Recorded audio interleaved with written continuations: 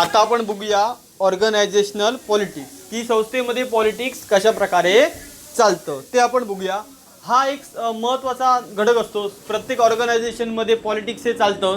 Politics म्हणजे काय, आपण वर जावं, किंवा बऱ्याच वेळा पॉलिटिक्स या गोष्टीसाठी केलं जातं जे कदाचित पॉलिटिक्स करणं चुकीची गोष्ट आहे. कारण आपण जे काय फॉर्मल्स रूल्स असतो त्यांचा त्याच्याशी काही संबंध नसतो. तरी पण बरेच जण पॉलिटिक्स करतात. आणि पॉलिटिक्स दोन प्रकारच्या गोष्टींसाठी असतं. एक तर स्वतः पुढे जावं याच्यासाठी, किंवा दुसऱ्यांना मागे ओढावं याच्यासाठी. स्वतः पुढे जावं याच्यासाठी केलेलं पॉलिटिक्स थोड्या अंशी चांगलं म्हणू शकतो, पण दुसऱ्यांना मागे खेचावं हे पॉलिटिक्स काय योग्य नाही. काही पॉलिटिक्सचं दोन प्रकार पुन्हा आहेत त्यांनी सांगितले पुढे: legitimate politic behaviour and illegitimate politic behaviour. Legitimate म्हणजे काय, योग्य मार्गांचा वापर करायचा. ओके, म्हणजे एखाद्याला मॅनेजरला समजा कामात थोडंफार सहकार्य करायचं नाही किंवा त्याला खेचायचं, याला म्हटलं आता लेजिटिमेट, म्हणजे थोडंफार हे चालू शकतं. पण इललेजिटिमेट म्हणजे काय, एखाद्याला धमकवायचं, त्याला जाऊन म्हणजे अतिशय वाईट प्रकारच्या गोष्टी करायच्या, ते कुठे येतात, इललेजिमेट हे खूप कमी लोक असतात असं करणारं, पण ते अतिशय वाईट प्रकारची कामं असतात, ती चुकीची आहे. ओके, लेजिटिमेट म्हणजे बघू आपण सगळं व्यवस्थित बघा. सुरुवात करूया. Politics are the integral unavoidable part of the organisational life. संस्थेच्या जीवनातील पॉलिटिक्स हा दैनंदिन भाग आहे. Political activities more higher manager level. कुठे मॅनेजर लेवलला जास्तीत जास्त पॉलिटिक्स केलं जातं in the organisation than at lower manager and non manager level in the organisation. हे काय म्हणतात की जास्तीत जास्त पॉलिटिक्स कुठं होतं, मॅनेजर लेवलला, वरच्या ठिकाणी होतं, खालच्या ठिकाणी पॉलिटिक्स होत नाही. पण बऱ्या अंशी हे चुकीचं आहे. जास्तीत जास्त पॉलिटिक्स हे कोण करतात, खालचे जे कोण कर्मचारी असतात तेच पॉलिटिक्स करतात आणि एकमेकांना मागे मागे खेचायचा प्रयत्न करतात. पण पुस्तकाच्या रेफरन्सप्रमाणे परीक्षेत उत्तर लिहायचं. जास्तीत जास्त कुठं होतं पॉलिटिक्स सांगा, मॅनेजर लेवलला. वरिष्ठ काय करतात, पॉलिटिक्स करतात, कारण त्यांना वरच्या पोझिशन हव्या असतात. ओके, पुढे बघा. आता व्याख्या बघूया. Intentionally behaviour that are the desire to enhance oblique protect a personal influences and self interest. स्वतःचा सेल्फ इंटरेस्ट आहे, स्वहित, ते वाढवायचं किंवा ते प्रोटेक्ट करायचं, याच्यासाठी या गोष्टी केल्या जातात, त्याला म्हटलं जातं पॉलिटिक्स. बघा पुढे आणखी एक व्याख्या आहे. Active that are the not required as the part of personal formal rule in the organisation but that influences or attempt to the influences and distribution advantage or disadvantage within the organisational. जे ऑर्गनायझेशनलचे rules नसतात, मात्र जे politics केल्यामुळे advantage आणि डिसॲडव्हान्टेजचं काय distribution होणार होतं, त्यामध्ये आपल्याला बेनिफिट भेटतं, त्याला काय म्हटलं जातं, पॉलिटिक्स म्हटलं जातं. उदाहरणार्थ संस्थेमध्ये तुम्ही 5 जण आहात, तर तुम्ही काय ठरवलं, 3 जणांनी आपल्याला ॲडव्हान्टेज जास्तीत जास्त मिळायला पाहिजे, मग तुम्ही 3 जण तुमची एकत्रित बाजू मांडणार, तुम्हाला 100% ॲडव्हान्टेजेस भेटणार. आणि डिसॲडव्हान्टेजेस म्हणजे कामाची जबाबदारी, ती जर तुम्हाला नको असेल तर तुम्ही ते तशा प्रकारे पॉलिटिक्स करून ते उर्वरित जे 2 आहेत त्यांना काय करू शकता, काम ते करू शकता. बघा, म्हणजे त्यांच्यावरती जबाबदारी संपवू शकता. पुढे बघा. Politics behaviour refer to behaviour that are the not part of the personal job requirement. या काय जॉब रिक्वायरमेंटचा भाग नसतो. When a person in the politics behaviour is power basis. आपण जेव्हा पॉलिटिक्समध्ये असतो तेव्हा आपण पॉवर असते ती वापरतो. The political behaviour influences goal, criteria, decision making process of the organisation. आणि पॉलिटिकलमुळे संस्थेचे जे काय गोल्स असतात, जे काय क्रायटेरिया असतात, जे काय डिसिजन मेकिंग प्रोसेस असते, ती इन्फ्लुएन्सेस होते. आता पुढचं बघूया.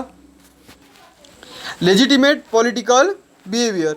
Political behaviour political behaviour may be classified into 2 types. 2 टाईप्समध्ये असतं. एक असतं लेजिटिमेट पॉलिटिकल बिहेवियर आणि दुसरं असतं इललेजिटिमेट पॉलिटिकल बिहेवियर.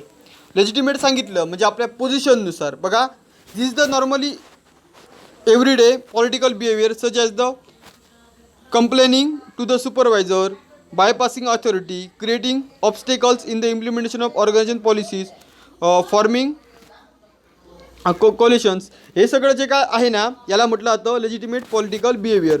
म्हणजे संस्थेची ध्येयधोरणं जी काय आहेत ती राबवताना आपण काय करायचं, आपण काहीतरी त्यात आपण पॉलिटिक्स करायचं. हे काय असतं, दैनंदिन जीवनात वापरलं जातं. उदाहरणार्थ संस्थेने मॅनेजरने एखादा समजा काहीतरी चांगला प्लॅन आणला, तर त्या प्लॅनमध्ये आपण काय करायची, अडवणूक करायची, म्हणजे त्याला उपद्रव द्यायचा, त्याला थोडा त्रास द्यायचा, याला म्हटलं जातं लेजिटिमेट पॉलिटिकल बिहेवियर.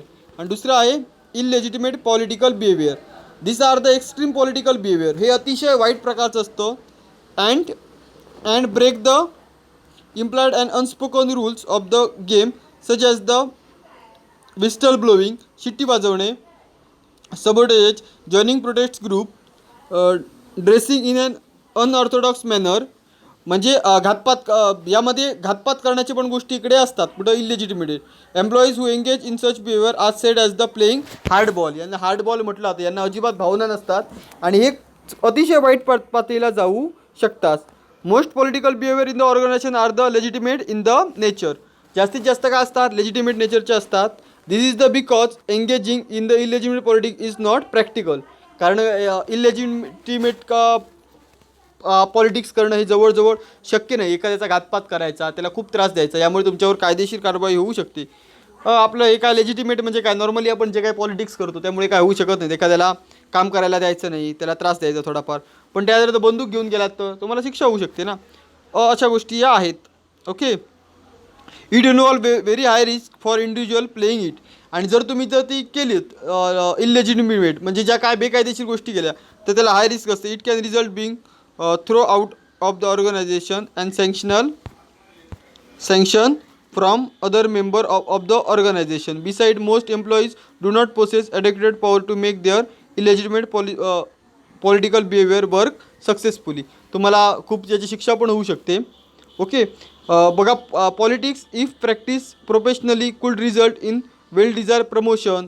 जर तुम्ही चांगल्या प्रकारे पॉलिटिक्स केलं तर तुम्हाला चांगलं प्रमोशन मिळू शकतं. इन्क्रीजिंग वन रिस्पॉन्सिबिलिटी, आपली रिस्पॉन्सिबिलिटी वाढू शकते.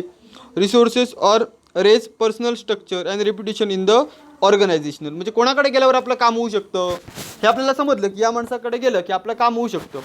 तर त्यामुळे त्या माणसाची काय वाटते, पोझिशन वाटते. Unfortunately organisation politics are frequently played in organ enhance personal gains or to satisfy one's own self-interest at the cost organizational objective and benefits. Such types of politics affect organization efficiency. बऱ्याच वेळा हे politics हे खेळलं जातं. ते कशाला, स्वतःचं हित कसं चांगलं जपलं जावं यासाठी पॉलिटिक्स खेळलं जातं, पॉलिटिक्स केलं जातं. आणि या पॉलिटिक्समुळे काय होतं, संस्थेला मोठ्या प्रमाणात काय होतं, नुकसान होऊ शकतं. आपली संस्था पुढे जावी याच्यासाठी पॉलिटिक्स खेळताना कोण दिसत नाहीत. सगळे काय आपले सेल्फ इंटरेस्टसाठी पॉलिटिक्स करतात. ओके. बेसिक गोष्टी समजल्या. बेसिक गोष्टी लक्षात ठेवा. लेक्चर फक्त ऐका. खूप सोप्या गुष्टी आहेत आणि तुम्ही पण परीक्षेला लिहू शकता थोडंफार पुस्तक वाचलं असेल तर. हा लेक्चर आपण इकडे थांबूया. नेक्स्ट लेक्चरला आपण पुढचा भाग आपल्या लेक्चरचा बघूया. कुठचंही चिंता मनात घेऊ नका. आपण हा भाग बघितला. ऑर्गनायझेशनल पॉलिटिक्स काय असतं या लेक्चरमध्ये आपण बघितलेलं आहे.